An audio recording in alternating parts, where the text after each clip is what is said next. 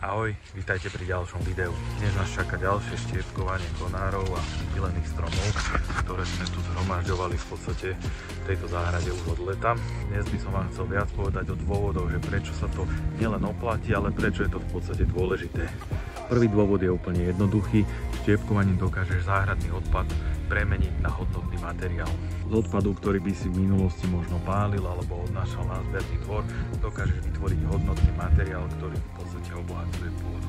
Takéto kopy konárov, ktoré vidíš za mnou, vieš veľmi jednoducho premeniť na mulč, ktorý následne chráni pôdu a dodáva jej živiny. Ďalším dôležitým faktorom je, že pri používaní mulču znižuješ spotrebu vody. Samotný mulč, respektíve štiepka, má vzácnu vlastnosť a to je, že zadržiava v pôde vodu. Ak použiješ mulč do záhonov, dokážeš veľmi efektívne brzdiť aj burinu. Mulč a štiepka sa časom rozpadá, čo je samozrejme vítané, pretože rozpadajúci sa mulč podporuje tvorbu pôdnych húb a rôznych mikroorganizmov, ktoré zase obohacujú pôdu. V konečnom dôsledku veľakrát ušetríš čas aj energiu, lebo poštiepkovanie takejto kopy konárov je oveľa rýchlejšie ako nakladanie a odvážanie na zberný dvor. Posledný dôvod je aj estetický, lebo použitie štiepky alebo mulču dokáže skrášliť záhony. Dnes budeme používať profi štiepkovač Forst, ktorý dokáže pomleť dreviny až do priemeru 16 cm.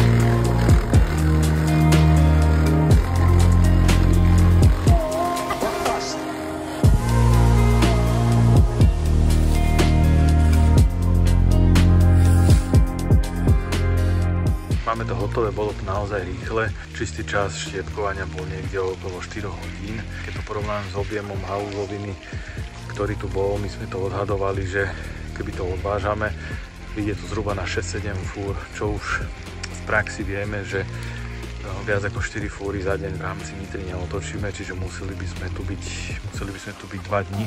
No a štiepkovaním sme tým pádom ušetrili takmer 1,5 dňa práce. No a ďakujem, že ste si video pozreli. Vidíme sa opäť na budúce. Ahoj.